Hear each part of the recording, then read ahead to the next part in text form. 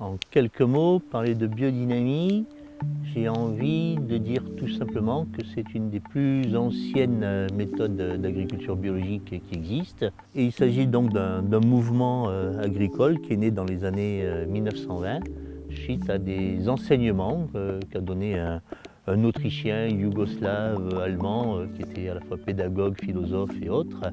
Et donc il a donné une série de conférences qui ont permis de mettre les bases à ce qu'on appelle maintenant la production biodynamique. Donc la spécificité de cette agriculture, c'est qu'elle repose sur une profonde connaissance à la fois de l'être humain et de la nature. Il y a des recettes, des préparations à base de matières organiques, de matières vivantes et un petit peu parfois de matières minérales. Donc avec des plantes, des enveloppes animales et autres. Je prends un exemple, parmi les plus connus comme préparation, qu'on a hélas numéroté, on l'a appelé 501. C'est une préparation à base de quartz de corne. Et elle est, je dirais, intéressante dans un fait tout simple, c'est que scientifiquement, on va l'utiliser à 2 grammes, 4 grammes hectare. Donc on va les mettre dans de l'eau que l'on va, je dirais, ensuite dynamiser pendant 1 heure. Et ensuite on va la pulvériser sur les cultures ou plutôt dans l'air autour des cultures. C'est une préparation qui a pour but d'améliorer la structure de la plante, de renforcer son harmonie au niveau floraison et fructification. Là on donne de la vigueur au processus formateur de la matière organique en action dans le sol pour que les plantes envoient leurs racines vers le centre de la terre. On tourne l'univers dans un sens et ensuite on chaotise, on inverse le mécanisme de rotation en créant un chaos. Vous voyez avoir un bruit absolument merveilleux, que ça doit être la cascade de 10 mètres, de 20 mètres, de 50 mètres de haut. Au moment du tourbillon, on va changer, c'est-à-dire on quitte le critère strictement physique, on passe dans ce que certains appellent l'éthérique, la vibration ou l'énergétique. Et là, c'est ce moment-là où l'eau va se charger de toute la qualité des préparations qu'on a ajoutées. On peut le percevoir, on peut le sentir déjà par le fait de le faire à la main. Et même s'il y a eu des machines qui ont été inventées depuis bientôt une centaine d'années que cette méthode existe, rien ne vaut le passage à la main.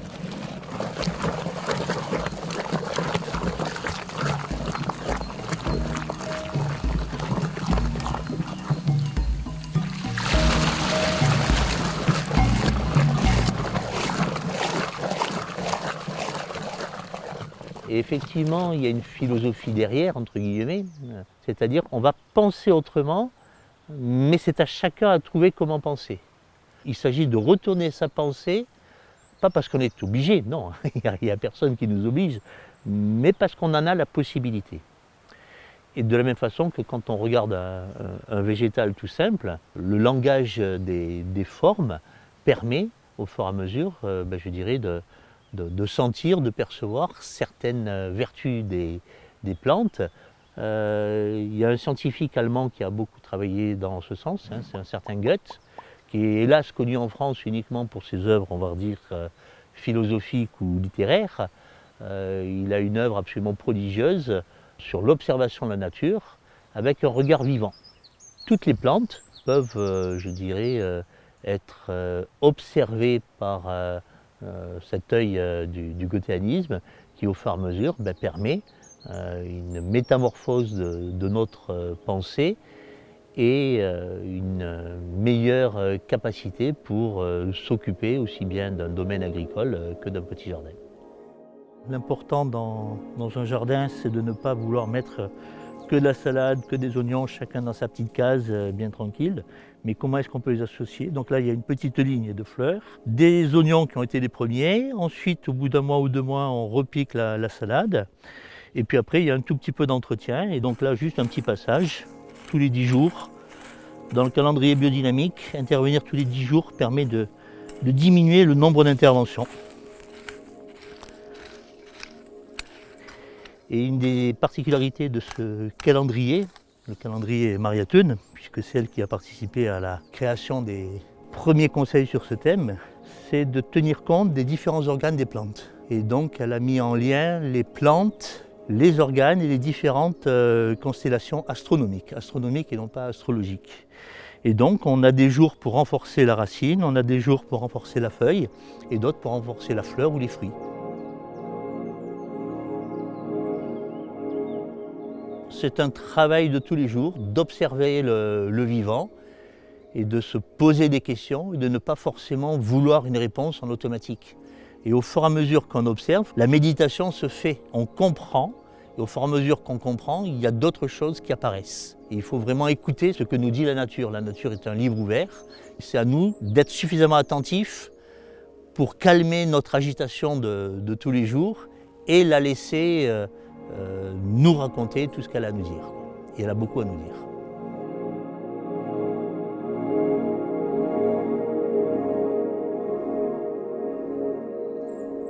Le jardinier est un des rares survivants qui a la chance merveilleuse de pouvoir toucher le vivant de ses propres mains, de sa propre animation, même si c'est avec 50, 10 mètres carrés ou 100 mètres carrés ou plus, et ben il va revenir et tous les jours voir l'influence du climat, l'influence des plantes, la pousse des plantes, et puis il va surtout voir l'influence de ses actes.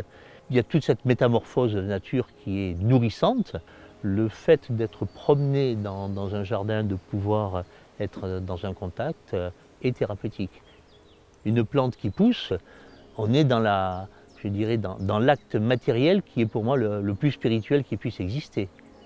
C'est un renforcement des forces intérieures à une autre pareille. Et de l'autre côté, la feuille qui vieillit, qui change de couleur, qui va être brûlée par le feu de la vieillesse et passer par la métamorphose de l'abandon de la feuille qui va tomber, avec une concentration des forces dans l'arbre ou dans la branche et dans la fabrication des futurs bourgeons qui vont éclore au printemps.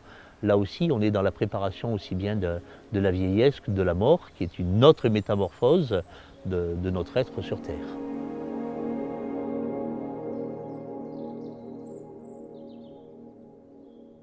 En tant qu'observateur et humain, j'aime bien imaginer qu'une plante qui est regardée par un être vivant acquiert une qualité autre que si elle n'avait jamais été regardée par qui que ce soit.